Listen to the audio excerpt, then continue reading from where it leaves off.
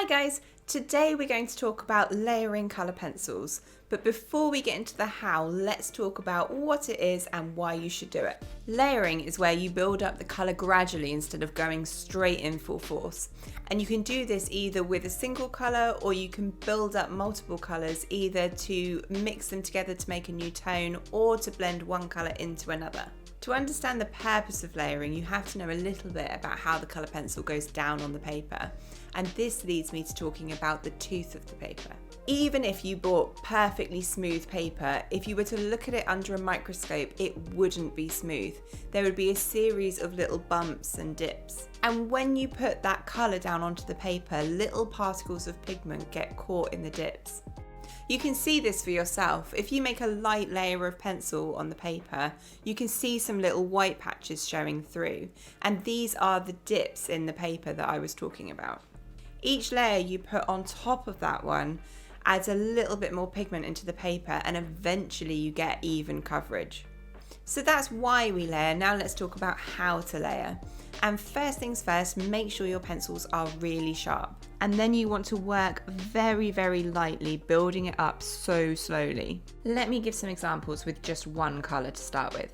For this first swatch, I'm going to work in tiny little circular motions to get down smooth colour. And you can see here how lightly the pencil's going down. Also notice how far back I'm holding the pencil. This stops me from pressing too hard on the layers. It's very difficult to apply firm pressure from this far back. And all I'm doing is going gently over the same spot, applying the same amount of pressure, and it does gradually build up the colour. As I get towards the area with the more layers and the more vibrant colour, you can see that I am holding the pencil closer to the tip, because I do want to start pressing a little bit firmer as I get towards the end. Now you can either use little circular motions or you can use cross-hatching. For the cross-hatching, I'm doing one layer in one direction and then the next layer in the opposite direction and gradually building it up this way. This works quite well for larger sections because I do find it's faster. You can see that even with the cross-hatching method, I'm still using very light strokes. So let's just speed through this, and then I want to show you one more quick thing before we put this in practice and draw a real picture. Another reason to layer is to adjust the colour. It's very unlikely that the colour you need so happens to be the exact same colour that you have. So to show this, I'm going to use this yellow and orange pencil and show you how together they make a slightly different tone. So I'm going to work in exactly the same way as I did before, but I'm going to alternate between the yellow pencil and the orange.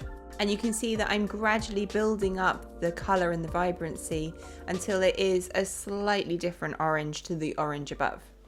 All these methods are all well and good, but how do you apply them to an actual drawing? Let's draw this cupcake. Let's start off by drawing the cake section, and what I want to do here is use layers to recreate the complicated colours that I can see on this picture. What I want to do first is look for the lightest colour in this section, and then I'll find the pencil that is the closest match to that colour. So I'm going to begin by covering the whole area with the ivory. Just as I was doing in the swatches, I'm being very light with this, and I'm working in those tiny circular motions with my sharp pencil. And once I've got that down, I'm looking for any other light colours in my reference. And I can see a lot of light pink throughout. So I'm going to pop a layer of the light pink on top of that ivory.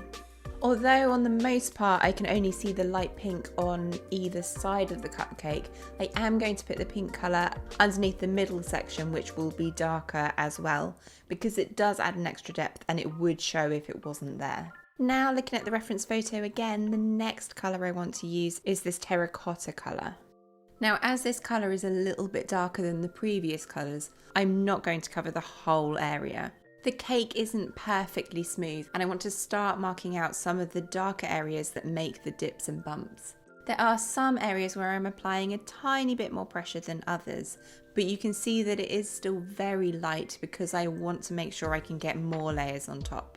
Now if I compare it to the reference photo, I would say it's a bit more orange than I want it to be. So I'm going to adjust that by putting a light brown on top, which will just reduce that orange a little bit.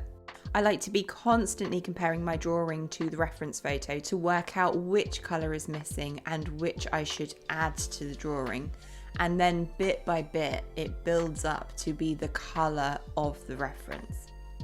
Now I can start adding some of the darker colours and the darker browns in here, and from there it will be easier to see what I'm missing.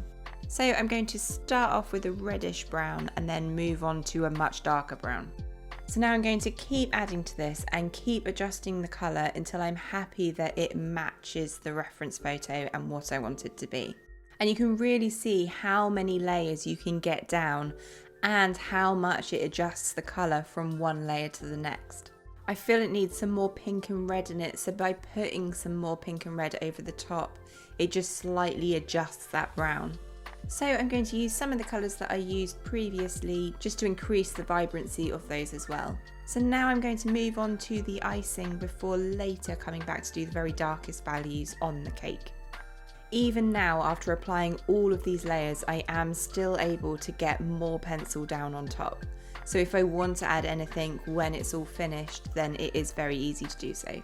I'm going through exactly the same steps for the icing here, starting off with the lightest colours I can see in the reference photo and gradually building up the layers and looking at my reference photo, working out which colours I'm missing and adding those in. And then I'm going to start adding in some of the darker patches where the icing meets the cake. For the cupcake base, I'm actually only going to use 3 blues, a grey and a black. So you don't need to use as many colours as I've used for the top of the drawing. You can still layer up with fewer colours.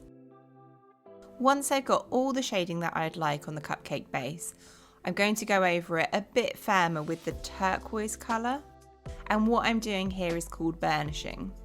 Thinking back to earlier when I was talking about the tooth of the paper, this is where you completely flatten the texture of that paper and you won't be able to get any more pencil on top. Burnishing makes the drawing look a little bit shiny, whereas if you don't burnish at the end, it looks much more matte. But for this drawing, I want the cupcake case to look a little bit shiny.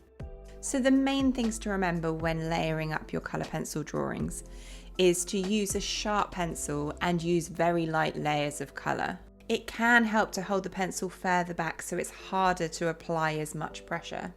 And you can use different colours so you can adjust and tweak what you've already got down on the paper. I hope you found this video on layering helpful. If you did, give it a like and don't forget to click the subscribe and the notify bell so you never miss an art tutorial. Happy drawing guys, I'll see you in the next one.